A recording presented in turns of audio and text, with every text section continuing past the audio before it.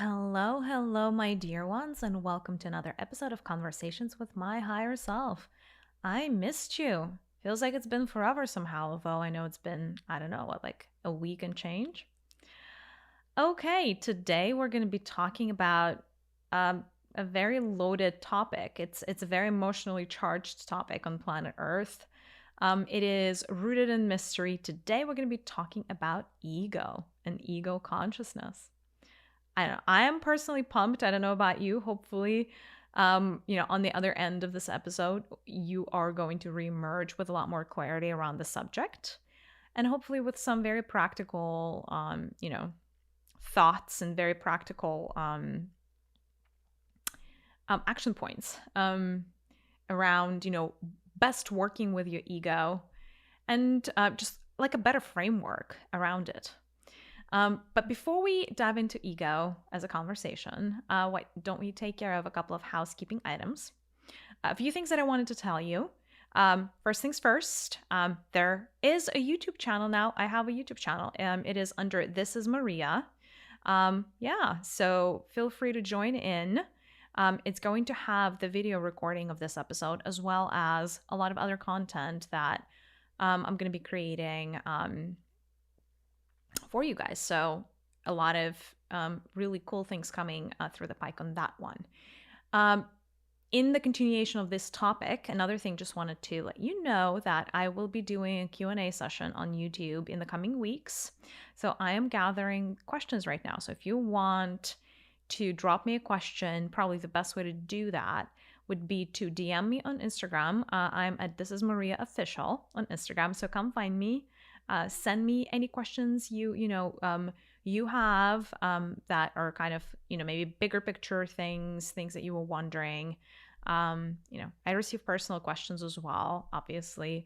Doing my best to get back to everybody, but the Q&A session on YouTube is going to be for the collective, so to say, right? For like a broad audience. So if you've been wondering something or you've been listening to my podcast and certain things have maybe not been very clear to you, feel free to drop me a note and we'll be doing that Q&A really soon. I'm personally really excited about that one as well. I think that's really it for today in terms of housekeeping. Why don't we dive into a very charged topic of ego?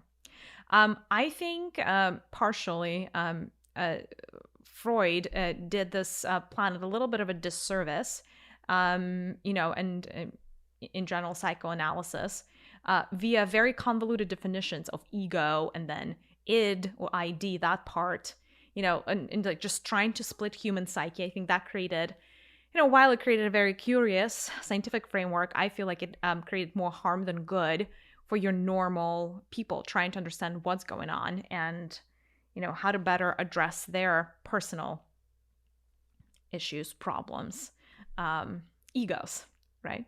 So today I think I would be offering you a little bit of a different perspective, right? Today I will be telling you and talking to you about the concept of ego from the spiritual standpoint, why it was created in the first place, what it is, why you should care. And also, of course, towards the end of it, I'm going to be taking questions from the collective because it is really important for me that you guys are on the same page and you get to, you get a chance to ask away. All right, ego. Wow. Literally, and we talk about a lot of controversial topics. Ego is a fairly negatively charged topic.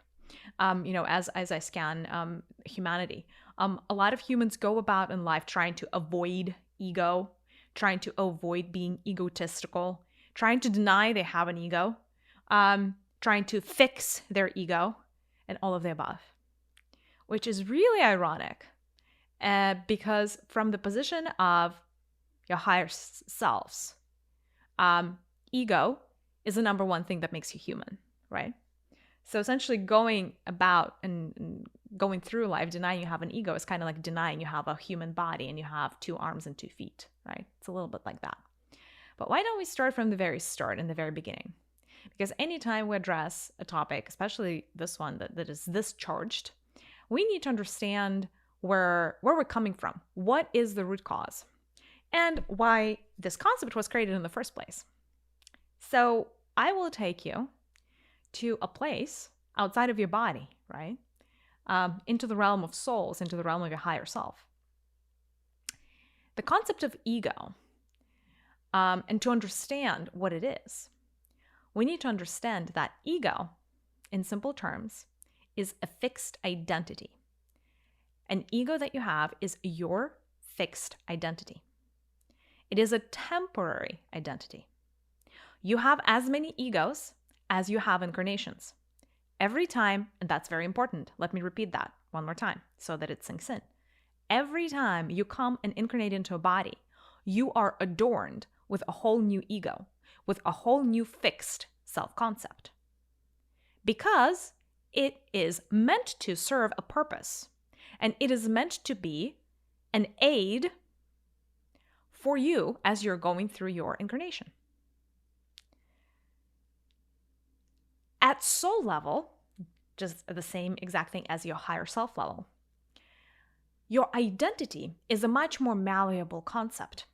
It is a much more fluid concept. That's why in discussing the construct of ego, I think it is really important to first and foremost explore the concept of identity. And to understand that there are two types of identity. There is fluid identity, and then there is a fixed identity. Fluid identity is what your higher self has. What is it? And what is identity in the first place? Identity is something that you know about yourself to be true. All the attributes, all the qualities, all the quirks, the good, the bad, the ugly, everything in between that you believe to be true about yourself, or that is true about you, is your identity. Now, at soul level, like I said, your identity is fluid. Or, in other words, it's dynamic. It is ever growing and ever expanding. In fact, your soul is on a never-ending trip or journey towards expansion, which means that the number one most important thing for your soul is to maintain the fluidity of its identity, or to maintain the fluidity of its ego, if that makes sense. What do I mean by that, right? The whole point, this whole dog and pony show of incarnating on different planets is so that your soul can gather experiences. It's so that your soul can gather new facets or learn new facets about itself and expand from there, right? So arguably, at any point in time, your higher self is in the process of splitting itself so that when those parts of itself go back into the whole, your identity could shift or your self-concept could change, right? So one of the things that your soul values above anything else is change, right? So I would quite say that despite the fact that at higher self level, there are very few attachments, the one attachment that your higher self does have is the attachment to an ever-expanding self-concept, right? In other words, it wants to be learning new things all the time. For example, and I'm just giving you very simplistic terms, if your higher self identified as a gardener, let's say as a profession, it is in your higher self best interest to start identifying as other things as well on top of identifying as a gardener as quickly as is humanly possible. So your higher self is going to want to project a portion of itself so that it could learn a skill of a hunter or a fisherman, right? Or a teacher, it doesn't really matter. So that next time when that aspect of itself is being reabsorbed back into the whole, your higher self can say, hey, I'm not a gardener, or I'm not just a gardener, I'm a gardener and a fisherman, right? Next time it'll be, expanding and going through incarnations to try to get some other qualifications or facets or qualities or personality traits, etc., etc. So your higher self is like an accumulator, if you know what I mean, right? So your higher self is on a journey to try to accumulate and integrate as many different facets inside of itself as possible. In other words, for your higher self, for your soul, having a fixed identity would be like death. Because that would mean, or that actually does mean, that it would be holding on to a particular facet of itself or a particular construct of itself. And it would be holding on to it so hard that evolution, progress, and change would be quite impossible. However, once we're getting into the micro situation or micro universe, which is essentially the process of incarnating, the situation changes. That is where having an ego is paramount. That is where having an ego is a must and not a nice to have. And I'll explain what I mean by that. So when your higher self is planning an incarnation, obviously the stream that goes into that incarnation is a very finite stream of energy. It is also a very specific stream of energy. And it is a very deliberate stream of energy. So your higher self is very deliberate about planning which part of itself it's going to split off to go into a particular mission, let's say on planet Earth in this particular instance. So when your higher self plans this incarnation, it's almost like splitting hairs, right? It would look at the entirety of hairs it has, and it says, okay, like these 3 hairs are actually a perfect match to that like little mission that I'm going to be going through on planet Earth. And so it splits itself, that particular vibration, that particular vibration into a stream, a separate stream, and projects that into a human body. At which point, that being or that incarnation ends up having a fixed identity. A fixed identity is essentially almost like, I don't know, like almost like a space suit. Like if you're going into outer space and you need to be wearing a space suit, right? That is what fixed identity kind of like looks like from the energetic perspective. It's like you're stepping into a particular vibration. Going back to your higher self, right? And we're going to be flipping a little bit so you understand better. Your higher self generally has a full spectrum or a full range of these identities to play with, right? In the same way that it's almost like she or he or it, your higher self, is going to have a full closet of outfits. But for a particular incarnation, it chooses for you to wear one thing only. One thing and one thing only. Let's say it selected a gray suit for you, and that is all you're going to wear. And so it sent you downstairs here onto planet Earth, and it said, okay, now enjoy wearing this gray suit. But remember that you are the gray suit. Forget about the rest of the outfits that you had, because for this particular incarnation, the only thing that you need to focus in and on is the gray suit. And by the way, the gray suit is the perfect vibration to get you to where you're trying to go. So a fixed identity is actually a very necessary concept for lower dimensional worlds, because your fixed identity, it's kind of like, if you didn't have an ego, it would be like you would just be water without, the banks or without any constraints. But identity is like the river that has the banks of the river. And the banks of the river really truly determine the flow of the river, if that makes sense. They determine the constraints of the river, but they also determine the potency of the river and the speed of the river and the direction of the river, right? And the banks of the river are really important because they are the container for the river. So your identity, your ego, is the container for you, which also means that your identity actually is all the things that you know that you're not, and not just the things that you know that you are. For example, in this, to keep going with my example of the gray suit, the gray suit knows that it is not a pink dress, that it is not a yellow hat, and that it is not the green sneakers, pair of sneakers, right? The gray suit knows that the gray suit is the gray suit. And in lower dimensional worlds, you do benefit from that level of clarity, and you do benefit from that level of containment for many reasons, right? One is because per each incarnation, there are only so many things you can take care of. There are only so many things you can transcend. There are only so many things you can learn. Because from your higher perspective, from the perspective of your higher self, every incarnation is like a micro movie, or it's like almost like a slide.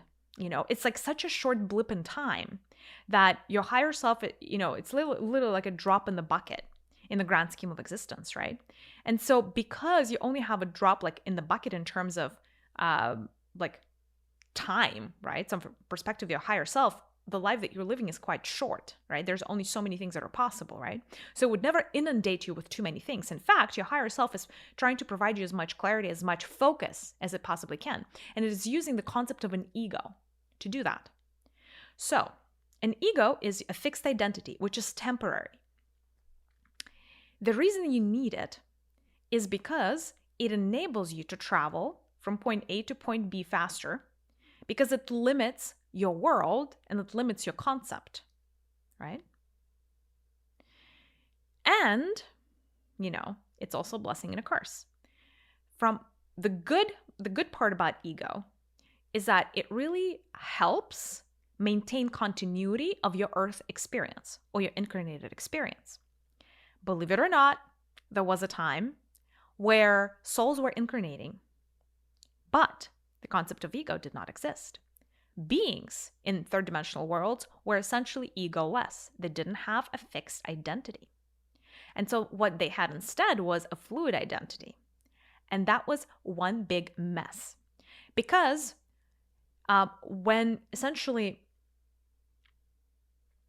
when you come with an identity that's not fixed, essentially you represent the entire spectrum of your higher self.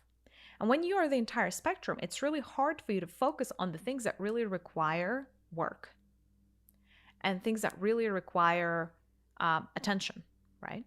Because there's just so much within you that you're like, okay, well, I don't know what to focus on. But also, because it's a lower dimensional reality, you don't have the vantage point. And it's very hard for you to figure out what to focus on because you're lacking that elevation that your higher self has. So, souls used to incarnate like that, having a very fluid identity. And empirically, or through experience, what was agreed upon and what was witnessed was that it wasn't serving the evolution of souls at all. Because souls would come here, they would go through this blip of an experience, and they would not know what to focus on. Because they were identifying as fluid. I'm not a man, and I'm not a woman, and I'm not an in-between, and I'm not young, and I'm not old, and I'm not kind, and I'm not, angry, and I'm not, neither. Souls didn't identify as anything, but at the same time, they identified as everything. Do you see how, in a third dimensional world, that's, terribly confusing? When things are not black, and they're not white, but they're also not pink, and they're also not red, and at one point, you're like, so what is it, right? Because the one thing you need to know about lower dimensional worlds is they crave definition. They crave, things to be, strictly defined and separate from each other so they can start interacting with one another and causing all kinds of mayhem, right? But when everybody identifies as fluid about every single aspect of their existence, and yet they're in a very low dimensional world under the veil of forgetfulness, they don't know who they are, and they're also, by the way, they're not attached to their trauma. They have all these trauma, but they're like, I'm not my trauma, but I'm also not my trauma. And so it was a very confusing, convoluted way, and it was completely useless, actually. So it was witnessed and decided that that was not going to work, right? And so because your higher self has the vantage point, and it is essentially planning your incarnation, it was decided that it would also plan your ego. Or, essentially, it would really focus you in on one of the outfits or one of the particular facets that it wants you to work on, and, make you essentially forget about the rest of it, right? And then it started becoming a lot easier. So souls started coming into a fixed identity, such as, I am a girl, not a boy. I am smart, not beautiful, for instance, or I'm beautiful, not smart. I don't know. I am black, not white, or I am white, not black. All of these things, it's a number of attributes that they knew to be true about themselves inherently. At the same time, they knew what they were not, right? So that world, the world of that incarnated being, was divided into the things that they were and the things that they were not. And that ego enabled a very successful experience in a third dimensional world, right? Because one thing we have to remember is that third dimensional worlds are all about separation. It's all about perceiving the separateness of yourself from everything else and everything else from each other, right? So it's almost like if we had a range and if we had the full spectrum of things, on one end there would be unity, on the other end there would be complete separation. We are here on third dimensional worlds are closer to the facet of the universe that is complete separation. And in order to maintain a very artificial system, and this is an artificial system, of complete separation, you need to create that artificial separation and maintain it very, very well. And the tool that was chosen to be able to do that or to help achieve that is ego or fixed self-concept. Now, this self-concept is fixed for a very short amount of time. And, once a soul goes through an experience, you essentially go back to the entirety of your higher self. You go back to the entirety of the stream of who you are. And next time, for the next incarnation, you're going to have another ego or another self-concept. Now, let's maybe start, first things first, right? Let's clear the air around the fact that if you didn't have egos, you would not be able to incarnate in third dimensional worlds or fifth dimensional worlds. B, even if you were able to incarnate, you would not be half as successful at walking through life and learning lessons in life.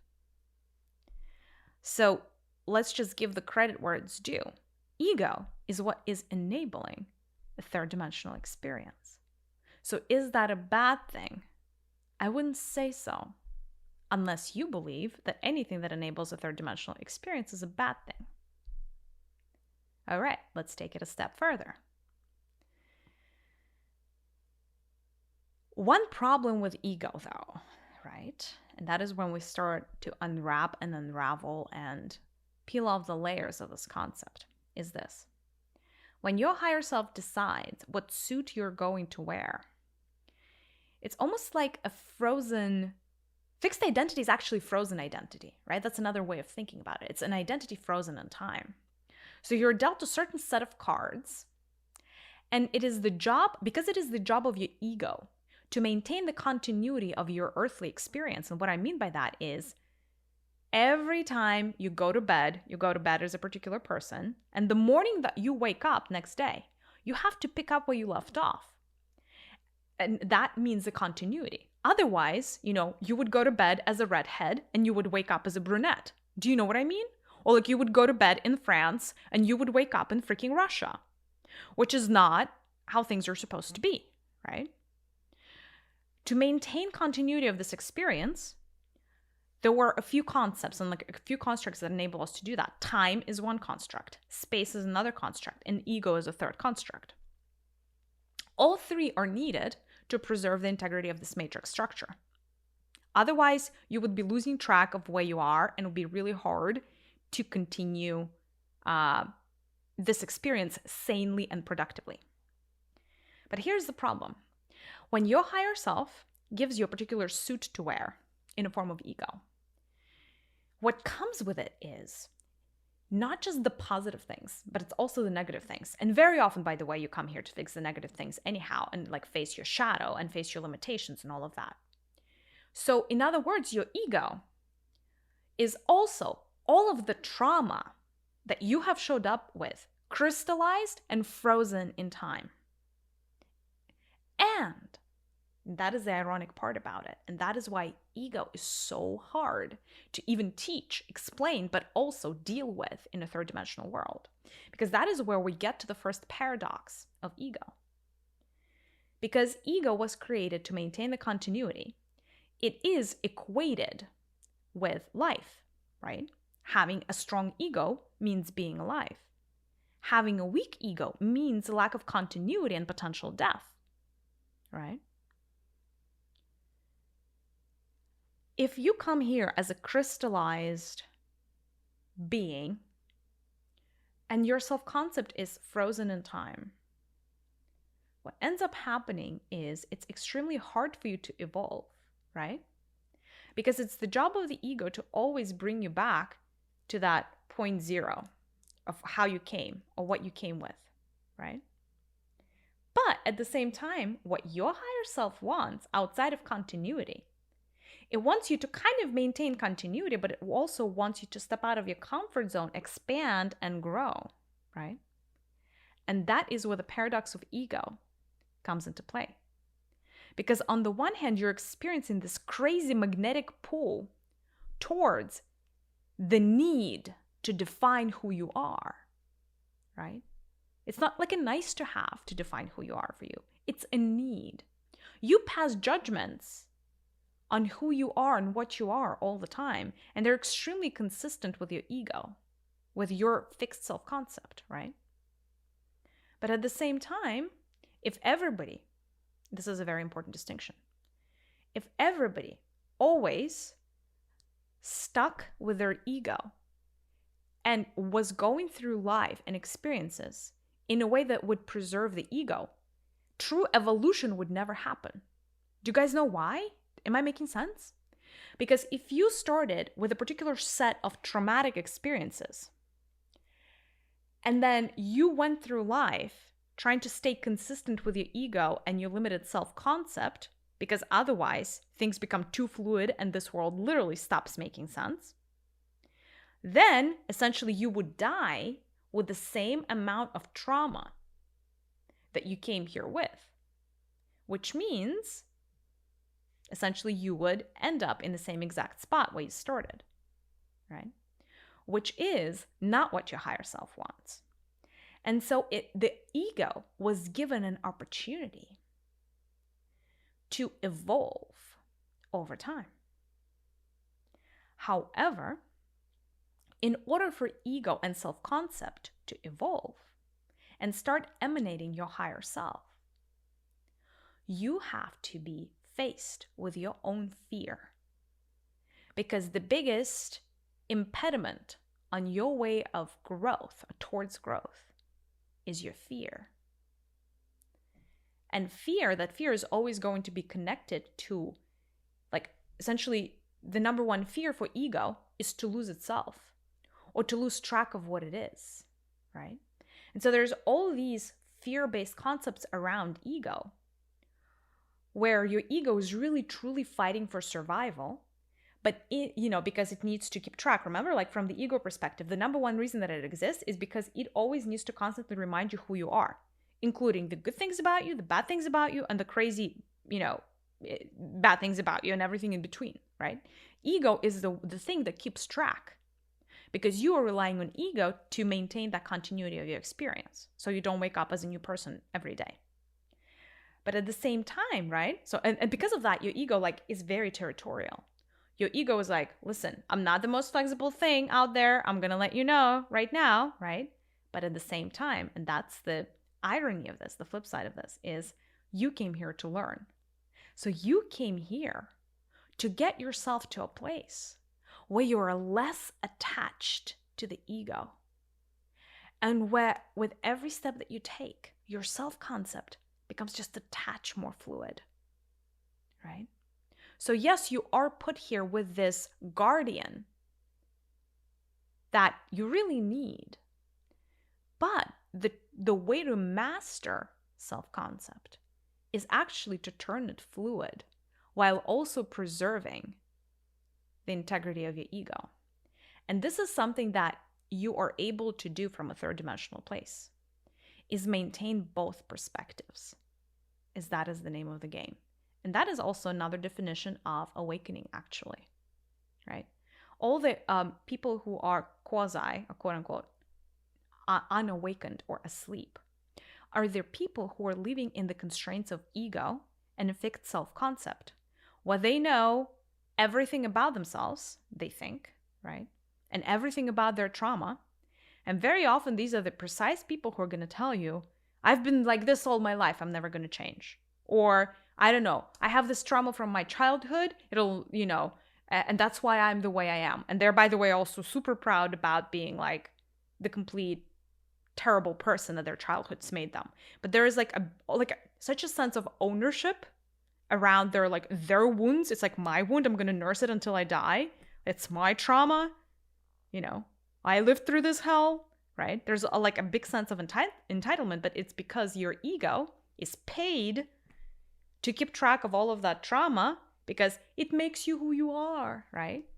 And ego is always supposed to divide and conquer and be like, this is you, this is not you. Just want to make sure we're still on the same page. Hey, I'm here to remind you, this is you, this is not you. Just here to remind you, right?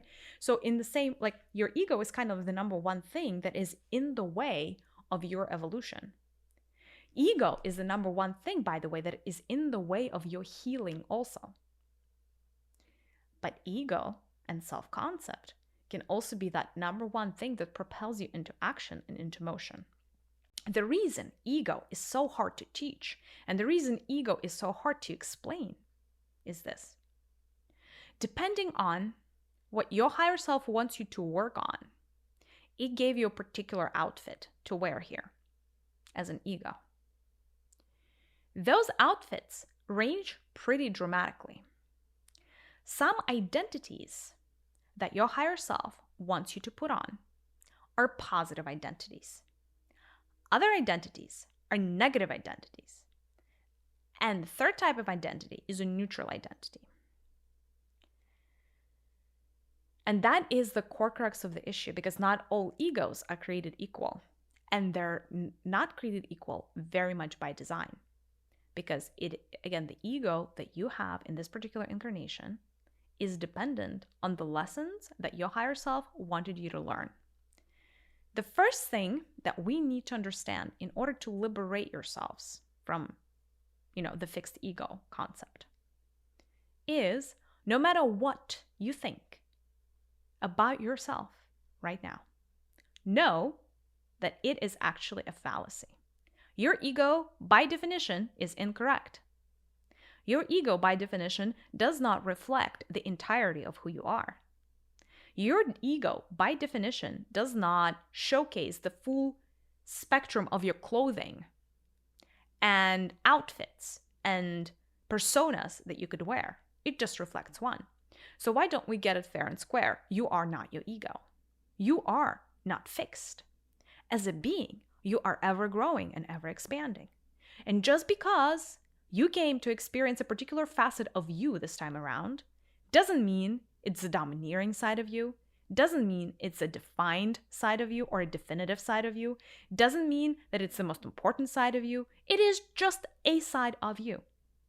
Neither good nor bad, not even in between, right? And so that already should start liberating you from the constraints of your ego, right?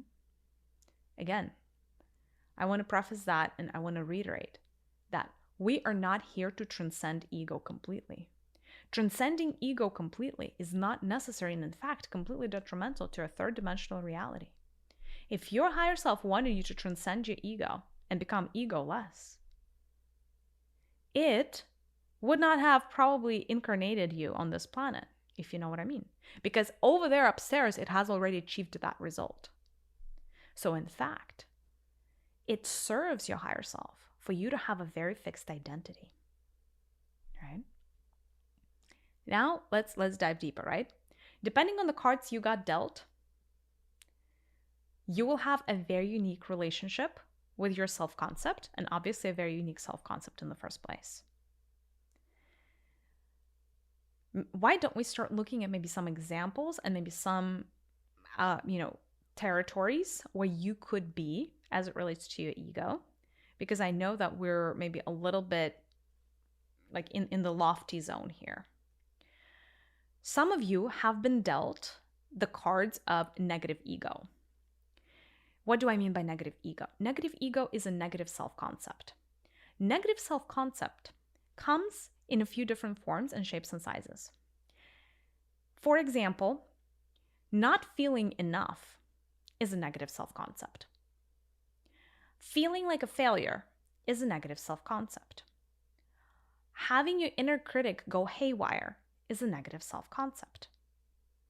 Believing in your heart of hearts, and some of you are going to resonate with this, that you are a bad person is a negative self-concept. Do you know how many of you think fundamentally in your heart of hearts that you're not a good person? A lot. More than 50%. Imagine. So having a negative self-concept is actually very, very common. So in other words, negative self-concept meaning You don't think of yourself as a good person or a person that could succeed or the person that's enough or the person that's good enough and all of that good thing, you know? So you're always living in the world where you are lacking, right? Very often, this is a world of comparison. Because how did you find out you were lacking in the first place? By doing a hell of a lot of comparing yourself to others. Not for nothing. Not for nothing, right?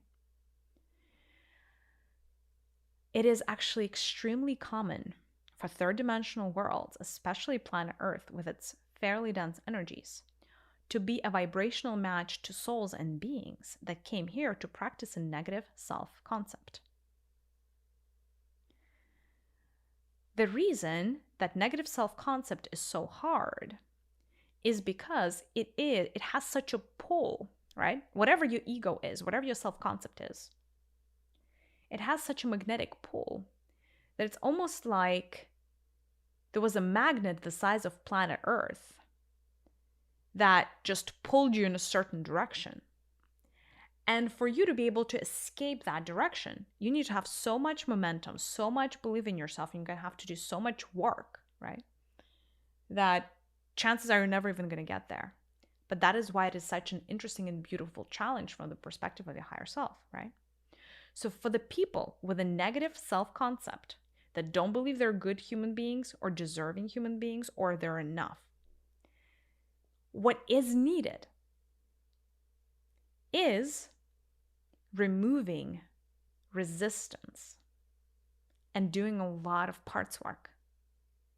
So if it just happened so that you recognize yourself a little bit in what I just described, right? The number one lesson for you is parts work, is identifying parts of you. Let me rewind that because I don't think you're fully getting it. If you showed up with a negative self-concept, negative ego, that somehow in the back of your head always reminds you, no matter how hard you try, no matter how many people you help, no matter how much of a good boy or girl you are, no matter how hard you work, any of that doesn't freaking matter. If you came here with a negative self-concept of I'm not enough, or somehow no matter what I do, I'm like, I keep failing, like all of those good stuff. Like if you came with a higher inner critic, that means that you have showed up and your higher self wanted you to show up. Remembering a lot of past trauma, or just like your body, your self-concept showed up with a lot of trauma. Like the streaks that your higher self sent here just happened so they contained a lot of trauma. And a lot of resistance, right? So you brought in a lot of resistance in your little body. And that means that the number one path towards evolution for you, number one path towards growth, the number one path towards happiness is facing your shadow, dealing with the aspects of you that are shattered, broken, etc., and literally reassembling yourself back piece by piece by piece, not by running away from all the things that you find subpar about yourself, but into staring straight at them. Now, of course, we know everything is a learning experience.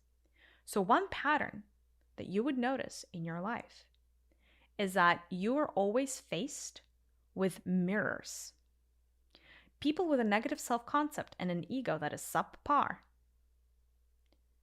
or the ones that have a low self-esteem, put that in the same zone. If you have low self-esteem, you would always be given mirrors. Why? Because the universe is trying to bring you back into equilibrium. And if you have a negative self-concept, that is not perceived as equilibrium. Because you're translating a frequency of I am lacking something. The what I am, my identity, is that I lack something. And so the universe always wants to bring you into fullness. That is what universe exists for. And in its attempt to bring you into fullness, the one way that it would do that is by giving you experiences and people that mirror the fact that you're lacking something. So very often you would be faced with people, circumstances, and events that point out, glaringly point out all the things that you're lacking. They may put somebody right next to you, like an arch nemesis of yours, that has all the things that you wished you had. And so you could not ignore, all the things that you think you need, right? It may put people in front of you that would always remind you that you're not perfect, that you're not good enough. If it's a parent, they'll give you a parent with like crazy high expectations of you that you could never meet somehow, right? They may give you jealousy. They may give, and another thing. That's another thing. People with like a negative self-concept very often feel like they have to defend themselves. And that's another thing about ego, because ego, despite the fact that in deep in your heart, you may know that like you're not meeting some type of bar, or, that you're not enough, or, somehow you're a bad person and all of the above. At the same time, ego needs to preserve itself as best as it can. And so these people spend their time and their life in perpetual fake it till you make it. And that fake it till you make it actually ends up being ends up coming across as being very territorial. So these are the people that are the most political in any organization. These are the people that are really hard on themselves, and so it's very hard for them to take feedback. These are the people that take things very personally. It's literally like it's raining, but they may take it personally, if you know what I mean. Like, oh, this world's messing with me, that's why it's raining. No, girl, it's freaking raining because it's raining, not because it's the world is messing with you. Do you know what I mean? Like, they have this hypersensitive, literally, like, they're hypersensitive, right? The reason they're hypersensitive is because they have such a like lacking self-concept that they almost expect to be attacked by the world for the lack of this, for the lack of all the things that they believe they lack. The only way to fix a negative self-concept is to come into the fullness of who you are and freaking get to a point where you recognize that you're the perfect snowflake. Here's a good example. An analogy. If you have a negative self-concept, imagine that a healthy self-concept is a sphere. If you have a negative self-concept, you're going to have a sphere that is not a complete sphere. It's almost like if it was like a round of cheese, like a little mouse came and bit off like a chunk, right? And so you're an incomplete sphere. And that is how people with negative self-concept feel. They feel lacking. Because quite literally on an energetic level, there's like a chunk of their sphere, of their circular aura that is missing. And so the name of the game for these people, and to go back into the balance, is to fill in the gap that's missing. By the way, how these people may come across to the onlookers is they may come across actually as very strong personalities. They may come across as very territorial. They may even come across as overly confident sometimes. But the reason being is because they're so deeply insecure, and a lot of them have such an imposter syndrome that they have overcommitted to faking it till they make it. That they fooled themselves and the world around them that they're cool and everything around them is cool, It's like, have you guys seen this meme where everything is burning, like the house is burning and the person is burning and they're like, I'm fine? It's kind of like that, that I'm fine, whereas you're not. Like it's that, but because they've been wearing the mask for so long, well, it's actually really uncomfortable to live with a negative self-concept. When your ego inside keeps telling you, no, you're actually not so great. You're lacking here. You see that person is better. It's actually a very uncomfortable place to be. Super uncomfortable. And so they had to develop a slew of coping mechanisms in order to be able to sustain and survive, right? So again, from the outsider looking into a person who has a negative self-concept and who is lacking, in fact, they may come across as combative, they may come across as argumentative, they may come across as overly passionate, they may come across as territorial, etc., right? Because it is a defense mechanism. You know that the best way to defend yourself is to actually attack, right?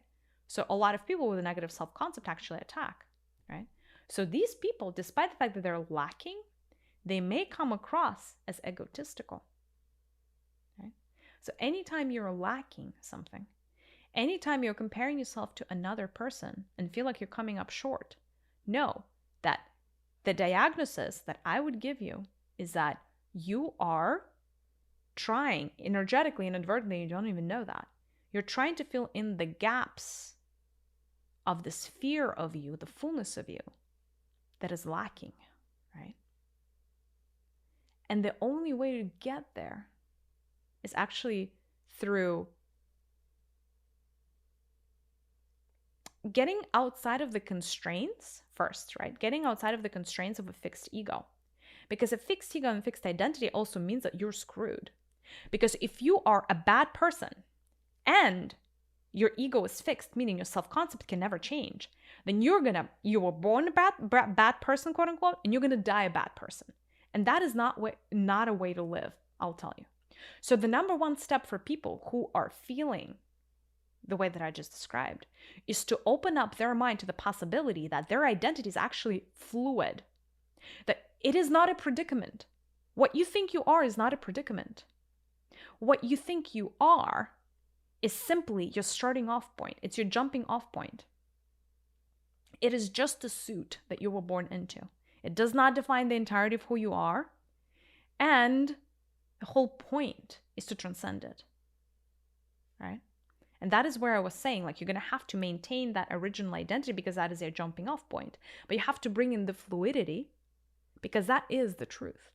The truth is your identity is freaking fake. That is the truth, right? It is temporary and it is fake. And because it is temporary and it's fake, you're not really attached to it. You shouldn't be. It does not define you. Yes, it is a construct that helps you maintain continuity, but beyond that, you're not attached to it, right? It's kind of like, like a Methodist actor or like an actor that's playing a role that forgot they're the actor and think they're the role. And by the way, they're also playing a villain. Like, imagine you're always playing like the worst, I don't know, like Lord Voldemort or Sauron or whatever. Like, imagine forgetting that you are the entirety of the cast of Lord of the Rings and being stuck in your Sauron or Saruman identity. Like, imagine how uncomfortable that is. And like, by the way, in your heart of hearts, you believe you're that. And you're forgetting that you actually have a whole slew of possibilities, right? That is what negative concept is. Because the truth of the matter is, the guy who is Sauron is also the guy who is Frodo, is also the guy who's, all the good things, right? In fact, it's any. And maybe in the next life or in a parallel life, they're the best kid on the block, right? Do you know what I mean? I hope so.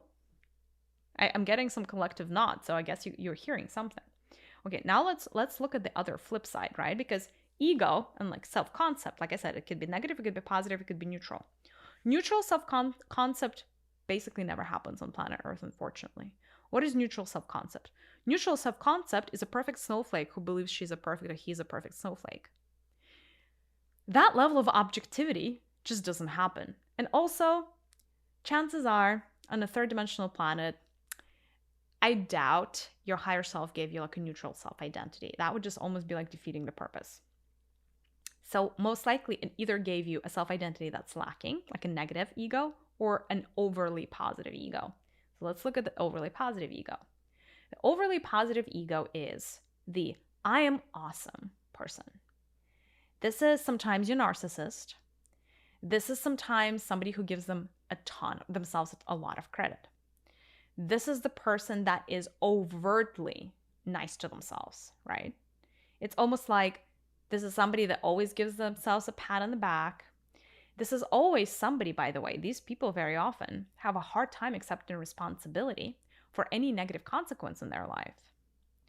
So they would be like, well, in other words, anytime something good happens in their life, they're like, oh, it's me because I'm awesome. So they're taking the full credit for all the good things. But anytime something bad happens in their life, they're like, oh, it's not me. It was actually that person that did this other thing and blah, blah, blah. And it's excuses on top of excuses. So it's excuses squared, right? So when you have, and that's what people call an overinflated ego also very often. Although the overinflated ego, sometimes what's called an overinflated ego is actually the person that is so broken and hurt inside from their negative self-concept that they feel like they're overcompensating. They have to overcompensate really hard. And so they create this artificial persona that is like really overly confident. So like, what is called ego is actually from both of these camps, is what I'm trying to say. So the other person, right, that has more, that gives themselves more credit than is due on an energetic level is this. Remember how we were talking about is fear. And the person with a negative self-concept that does not give themselves enough credit, or who thinks they're like a really, really bad person or whatever, they're like lacking a part of this sphere. But the person who has an who has the opposite problem, right? Who comes in and thinks that they're like the most amazing, the best, yada yada yada. Like when they're comparing themselves to others, they always think somehow that they end up on top. These are the people that they came here to be like a perfect sphere, but because they are giving themselves more credit than is due in some cases, they're starting to get all kinds of additions to that sphere that almost look like inflammations, actually, from the energetic standpoint. It's almost like there is a sphere with all of these irregularities and like parts within itself that I would almost like liken to cancer when like cells divide too much. And what's going to happen with these people is this. The universe is always going to, remember for the other ones, the universe is always steps in and the universe is always like, this is your mirror, pay attention to the mirror so you can fix your insecurities. For the other people, the universe is, the universe tried to show them the mirrors, but these people are not reacting very well to mirrors, right? So what ends up happening is the universe is always trying to bring them back into equilibrium by removing certain things from them. So very often, if you're going through life and somehow it feels like you're losing things, and it could be you losing small things from, I don't know, like you lost your toothbrush, to larger things like you lost your relationship, or somehow like things are not always like flowing. Like, I don't know, you're going on an airplane, you're missing the plane. I don't know, you're invest in a stock. Like in stocks, you invest your money in stocks, all of a sudden you lose that. Or I don't know, like your car breaks down and there's like a big fine or something. Like these are all the examples that the universe is taking away from you. And part of the reason is the universe is trying to cut your sphere into a perfect sphere, but right now it's like an overinflated sphere, kind of like an overinflated ego. So if you are not going to look at yourself from the standpoint of objectivity, right? Give yourself enough credit, but not too much, right? Then the universe is going to preserve the balance by taking things away from you. Very often, for people who have an overinflated self-concept or an overly positive self-concept, these are the people that believe they're the saviors. These are the people that believe they're like the natural born leaders, coaches, everything, and everybody else would have been so much worse off if it wasn't for them. These are the people that believe their advice is the best. These are the people that are going to come into your life and they're going to give you advice whether you'd like it or not. These type of people, these are the people that are sometimes also a little bit needy because they're like, well, I'm this awesome person. Why are not you giving me, all the attention that I deserve? These are the people that could be quite bossy. There are like many facets to how this can play out. But if they're not going to take themselves back to equilibrium, which is the more neutral self-concept, right? Then the universe is going to keep taking away from them until they realize and change something and adjust something, right? So part of this ego game that is so hard and the winning strategy is objectivity as much as possible. The best thing you can do for yourself is perceive yourself exactly as who you are, not more and not less. Because every time you perceive yourself as less, you're launching this whole learning experience where you're going to get a bunch of pretty tough situations that are all going to be mirrors pointing how you're, pointing at you and showing you all the things that you're lacking and all of the things that, all the things that you need to fix about yourself, right? Like you're going to get all these triggers, right? So you're going to be triggered all the time by someone in many, many different ways. And if you're not that and you're the opposite, then the universe is just going to keep taking things away from you until you get the point. Neither which one is perfect, right? So first things first, try to be as objective as is possible. One way to do that is through meditation and introspection and journaling, right? And talking to your guides and meeting with your higher self. Yes, your guides tend to be on the more positive side, right? But they're always going to point out to the things about you that are out of alignment with the rest of the universe, as well as with who you actually are, right? So they are going to help you get to a more objective understanding of your strengths and weaknesses, right? Because they always want you to lead with your strength, and they always want you to help transcend your weaknesses, right? So getting yourself to a place where you're as objective about yourself as possible is really helpful. But also, another thing that's really helpful is understanding that your identity is fluid. That is the truth, right? It's a lot less fixed than it would meet the eye, right? And so actually, the best thing you can do is to give yourself permission to evolve and change. To give yourself permission to not have to be consistent. And that is where I see humanity going. So it used to be that identity actually for the entirety of human population was a lot more fixed. Even, for instance, as it relates to careers, right? In the past generation, people would stick to one career for the entirety of their life. It is not really the case for younger generations. Younger generations kind of jump things around, jump from one thing to another. And, they do jump around quite a lot, which actually points to the fact that their identity is a lot less fixed, right? So we are making progress as a society, right?